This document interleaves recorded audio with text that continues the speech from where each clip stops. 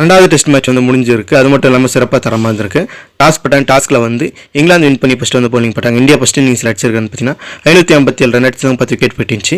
இங்கிலாந்து வந்து பார்த்தீங்கன்னா 470 ரன் அடிச்சு தான் 10 விக்கெட் போயிட்டுருந்துச்சு. செகண்ட் இன்னிங்ஸில் பார்த்தீங்கன்னா 427 ரன் அடிச்சிருந்தாங்க. 6 டிக்ளேர் வந்து பண்ணியிருக்காங்க. இங்கிலாந்து பார்த்தீங்கன்னா 271 ரன் அடிச்சு தான் 10 விக்கெட் போயிட்டுருந்துச்சு. இந்தியா பார்த்தீங்கன்னா 366 ரன் வித்தியாசத்தில் இந்த மேட்ச் வந்து இந்தியா வந்து வின் பண்ணியிருக்காங்க. பேட்டிங் மற்றும் போலிங் பர்ஃபார்மன்ஸ் வந்து பார்க்க போகிறோம்.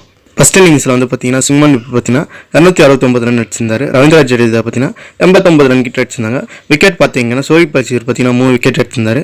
ஹுட் பார்த்தீங்கன்னா 2 விக்கெட் கிட்ட எடுத்திருந்தாரு. இங்கிலாந்து பேட்ஸ்மேன் வந்து பார்த்தீங்கன்னா ஃபஸ்ட் இன்னிங்ஸில் ஜேமி ஸ்மித் வந்து பார்த்தீங்கன்னா 184 ரன் அடிச்சிருந்தாரு. ஹாரி ப்ரூக் பார்த்தீங்கன்னா 158 ரன் அடிச்சிருந்தாரு. இந்தியன் பவுலர்ஸ் பார்த்தீங்கன்னா முகமது சிராஜ் பார்த்தீங்கன்னா 6 விக்கெட் எடுத்திருந்தாரு. அடுத்து ஹர்ஷித் பார்த்தீங்கன்னா 4 விக்கெட் கிட்ட எடுத்திருந்தாங்க. செகண்ட் இன்னிங்ஸில் வந்து பார்த்தீங்கன்னா சுமன் கில் வந்து பார்த்தீங்கன்னா 161 ரன் அடிச்சிருந்தாரு. ரவீந்திர ஜடேஜா பார்த்தீங்கன்னா 69 ரன் கிட்ட அடிச்சிருந்தாரு.